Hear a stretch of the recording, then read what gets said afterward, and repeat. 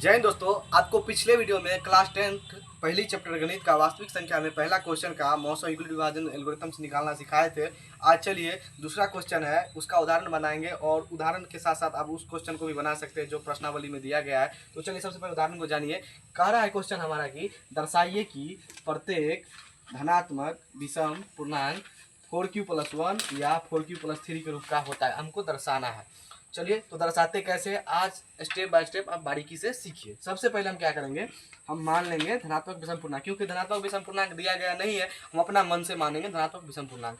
तो चलिए हम मान लिए, माना कि ए कोई धनात्मक विषम पूर्णांक, आप ए की जगह B C D X Y Z कोई मान सकते हैं, हम ए माने। माना कि ए कोई धनात्मक विषम पूर्णांक है। आप देखिए करेंगे क्या, ए का वैल्यू तो हमको मिल गया है, हमको चाहिए बी का वैल्यू। तो बी का वैल्यू कहाँ मिलेगा, तो देखिए क्यू के साथ जो गुना में रहता है, आप पढ़े होंगे यूक्लिड विभाजन एल्गोरिथम पिछले वीडियो में कि ए बराबर बी क्यू प्लस आर होता है। तो बी क्यू यानी कि जो बी होगा वो क्यू के साथ गुना में होगा, बी जो होगा क्यू के साथ गुना में होगा। तो यहाँ क्यू के साथ गुना में कौन है, 4 है, इसलिए बी का वैल्यू 4 हो जाएगा। अब हम लिखेंगे, जब बी का वैल्यू हमारा मिल गया, ए का वैल्यू मिल गया, तो हम लिखेंगे अब यूक्लिड विभाजन प्रमेयिका से, यूक्लिड विभाजन प्रमेयिका से, यूक्लिड विभाजन प्रमेयिका से हम निकालेंगे। देखिए यूक्लिड विभाजन प्रमेय का होता है ए बराबर बी क्यू प्लस आर, जहाँ 0 से बड़ा या बराबर आर है, आर से बड़ा बी है और बी का वैल्यू 0 के बराबर नहीं है। जहाँ 0 से बड़ा या बराबर आर है, आर से बड़ा बी है और बी का वैल्यू 0 के बराबर नहीं है। ए बराबर बी क्यू प्लस आर से हम कल मौसो इससे हम मौसो निकालना आसानी से सीखे थे। आज हम इससे इसको सिद्ध करना सिखाएंगे। मैन खेल यहीं पे फंसता है दोस्तों, जो बच्चा लोग फंस जाता है अक्सर। तो देखिए यहाँ समझिएगा, यहाँ बारीकी से दिमाग लगाइएगा, यहाँ से फोकस कीजिए और यहाँ पे समझिए। यहाँ कह रहा है 0 से बड़ा या बराबर आर है, 0 से बड़ा या बराबर आर है और आर से बड़ा बी है, यानी कि आर से बड़ा बी है, तो जो आर का वैल्यू होगा वो बी से छोटा होगा। यानी कह रहा है कि आर से बड़ा बी है, आर से बड़ा बी है, तो बी जो होगा, जो आर हो जो होगा बी से छोटा होगा। तो देखिए बी का वैल्यू 4 है, यानी कि बी का वैल्यू जो 4 है, तो आर का जो वैल्यू निकलेगा वो 4 से छोटा ही निकलेगा।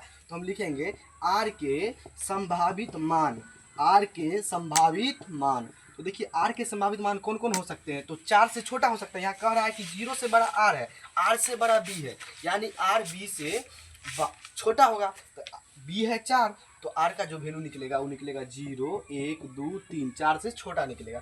तो आर के संभावित मान कौन कौन निकला, 0 1 2 3। अब हम एक एक करके बैठाते चलेंगे, लिखेंगे आर का वैल्यू जब 0 रखते हैं तब क्या होता है, तो जब आर का वैल्यू हम 0 रखते हैं तो ए बराबर बी क्यू, और बी का वैल्यू 4 निकला है तो यहाँ लिख देंगे 4q + 0, और यहाँ इसको सेट करेंगे तो हो जाएगा ए बराबर 4q, क्योंकि 0 को जोड़ेंगे तो वही होगा, जो संख्या में 0 को जोड़ा तो वही संख्या होता है। फिर आर का वैल्यू 1 लेंगे तो यहाँ हो जाएगा ए बराबर 4q + 1,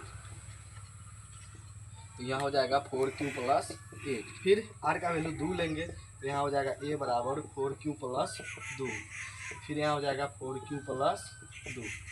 फिर लेंगे आर का वैल्यू 3, ए बराबर लिखेंगे 4q + 3, और इसको फिर से लिखेंगे 4q + 3।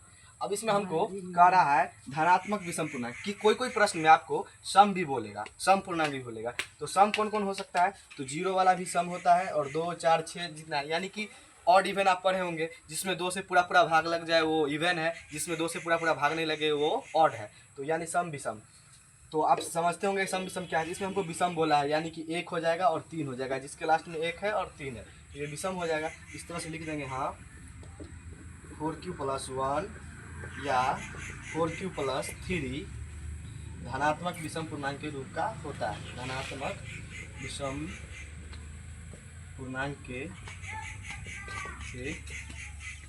रूप का होता है। इसमें हमको विषम बोला है, इसीलिए हम विषम वाला को लिख देंगे, और ये भी सम है और 2 भी सम है, क्योंकि 2 में पूरा पूरा 2 से भाग लग जाता है, ये विषम है और 3 वाला भी विषम है। इस तरह से आप दर्शाने वाले सवाल को बना सकते हैं, और इससे संबंधित जो क्वेश्चन प्रश्नावली में आपको बनाइए बिल्कुल इसी पैटर्न पर बनेगा। इसको देखने के लिए, इस वीडियो को देखने के लिए धन्यवाद, और अगला टॉपिक के लिए अगला वीडियो आपके लिए सामने प्रस्तुत करेंगे। धन्यवाद।